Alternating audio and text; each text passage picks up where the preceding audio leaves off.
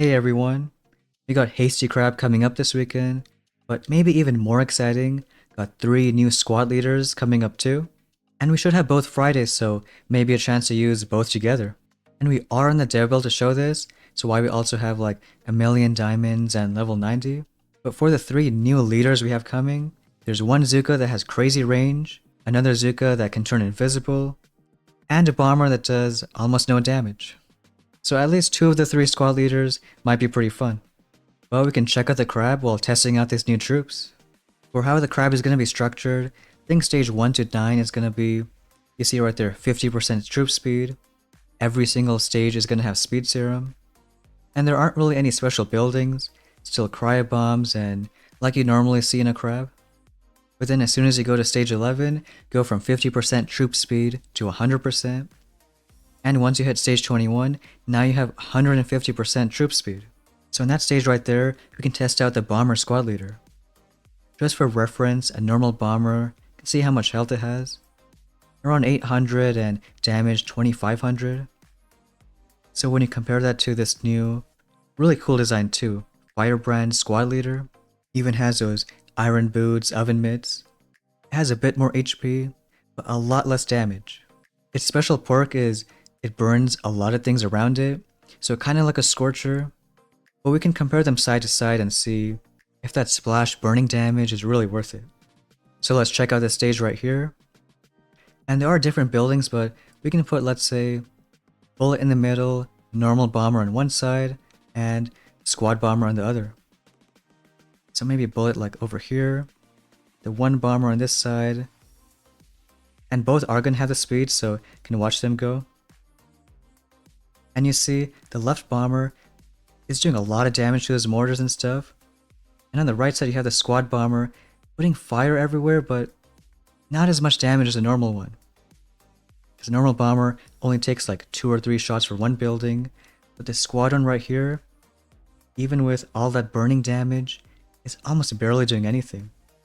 You can see there's a lot of fire going on, a lot of splash damage. But just the fact that most of it is that residual burning, maybe not being super strong in an actual hit. It's really the normal bombers that are doing most of the work. Of course, with the squad flare, you can still move them around. They did nerf its cost, so it goes from 2 GB and then +3 every time. So then you have 5 and 8 and 11. Whereas before it was like 2, 4, 8, 16 and really got expensive. We'll do one more shot clear, and again, that full boat of bombers, not doing too much damage. But we did decide to show the weakest squad leader first, so maybe the other 2 will make up for it. We know that once you go to stage 31 to 40, now you have troop speed 200%. And once you get to stage 41 to 50, you have 250% troop speed. So here we can test out one of the Zuka squad leaders. And again, for reference, we have normal Zukas, around 400 health, 770 damage per second. And the first leader we can show, well, they call it the Muka. I almost want to say it's because of the melon bomber, because, well, you'll see how it attacks. Maybe they're going to update her art, but Muka rocking that T-pose. So around the same health, but a little bit extra damage. Her main strength comes from 2 different things. One, she has around the same range as a bomber, so a lot more separation and can outrange a bunch more buildings.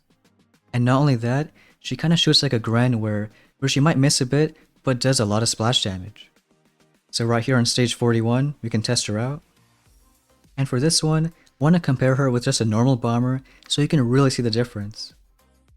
So we can do like taking out these cryo bombs, doing bullet and 1 mech behind each main troop. And we'll do a 1 bomber on the left and the Muka on the right side. And hopefully we can see the damage, but zoom in right there. Bomber does some damage, but if you look closely at the Zuka, it does a lot of splash behind it. Even when you shock a few buildings and forget about bullet and the mechs. You can see the range is again like bombers, but it does so much splashy stuff behind it. It's almost like a mini melon bomber just in the form of a Zook. Again with the squad flares, if you want you can always move her around. But with so much splash damage, she might be really good just to replace 1 bomber on every hit. Like on all these buildings, a bunch of snipers, rockets, being hit around the same time. And now around stage 40-50, we're also not using speed serum, because once you get to a high enough speed, it kind of maxes out. Basically meaning that even if you use speed serum, if anything it does worse. Every time you use serum, it does 50% less damage. But you see, even hitting that core, some of the shots hitting like shock blaster, snipers behind it. So it could be really strong, especially on Crab when you have so many buildings clumped together. Like killing all these buildings behind it. And I guess it was hard seeing the comparison between that bomber and Zook, but basically saying that that one boat of Zooks is going to do a lot more than one boat of bombers. The main thing you have to worry about, I guess, is its health. So watching out more for, let's say, mines, maybe rocket launchers, could be laser beams too. But even that little bit of boat of Zooks on its own, burning through the shield, doing so much splash damage.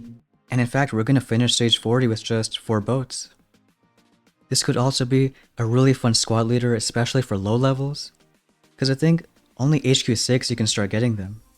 So having like a mini melon bomber all the way down to HQ6, it could be a lot of fun.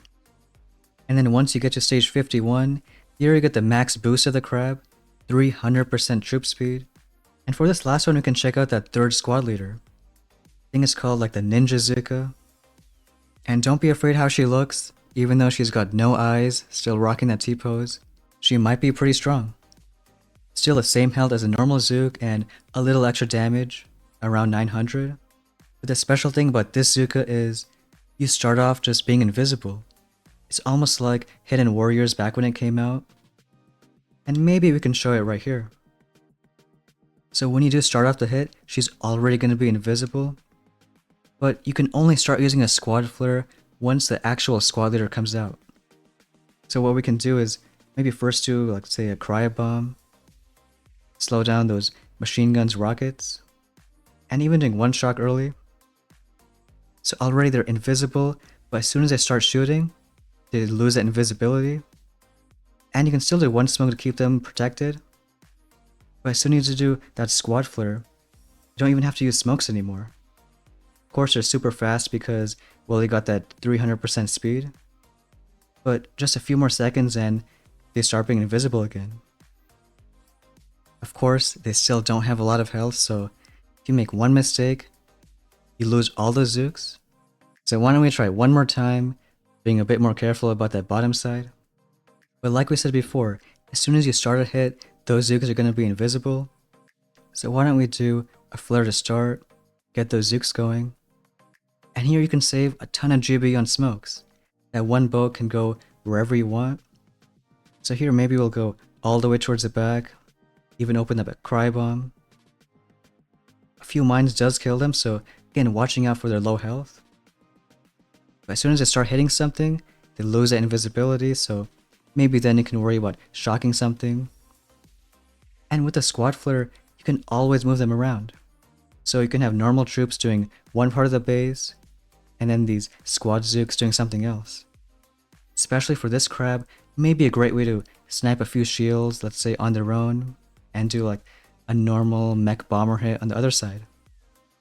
And since we also have them in the main island, can use it maybe to snipe a random rocket on a base, or even operations, snipe some shields. So those two Zuka squad leaders could be really strong in the coming days. And even though we already showed the 3 new squad leaders, we'll do a quick look at rocket choppers on Hasty Crab, because they do work a bit different with all that speed boost. Now because they're already so fast moving, you won't notice any difference on that end, but their attacks are just going to be crazy fast. So here we already did the cryo bomb, so maybe starting off with a shock. And when you drop them, you can see they move the same, but they shoot like super fast, almost like machine guns, hitting down all these rockets. So because of how fast they shoot, maybe they might be even more useful. Like going from one side, you can always go, especially around gaps.